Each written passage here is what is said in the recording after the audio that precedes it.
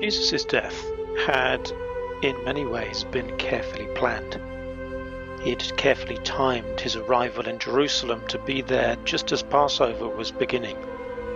He had publicly criticized the religious leaders in the festival crowds to push them towards their plan to have him killed. And he'd arranged for Judas to have him handed over in the Garden of Gethsemane. But it seems Jesus had no plans whatsoever for his burial. He'd been buried in a hurry, in a tomb, in a garden that just happened to be near the place of his execution.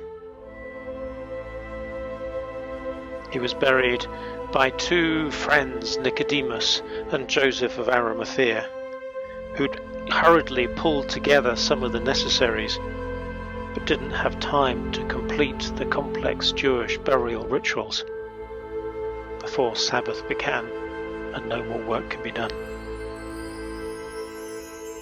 As soon as the Sabbath rest was over, the women in Jesus' party, Mary Magdalene, Mary, Jesus' mother, and some other Marys, headed off into the markets to buy the necessary herbs and spices to complete the burial work.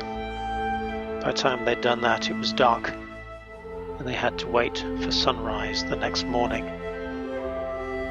At sunrise, as soon as there was light enough to travel, they made their way to the tomb. After the Sabbath, as the first day of the week was dawning, Mary Magdalene and the other Mary went to see Jesus' tomb. And suddenly there was a great earthquake, for an angel of the Lord descending from heaven came and rolled back the stone and sat on it. His appearance was like lightning, his clothing white as snow. For fear of him, the guards shook and became like dead men. But the angel said to the women, "Don't be afraid. I know that you're looking for Jesus, who was crucified. He's not here. He has been raised, as he said. Come, see the place where he lay. Then go quickly and tell his disciples he has been raised from the dead, and indeed is going ahead of you to Galilee. There you will see him. This is my message for you."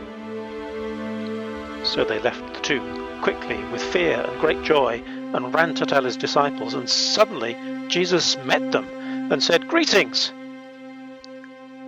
And they came to him and took hold of his feet and worshipped him. And then Jesus said to them, "Don't be afraid.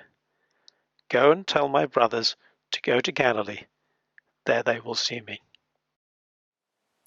The resurrection of Jesus was not a public demonstration.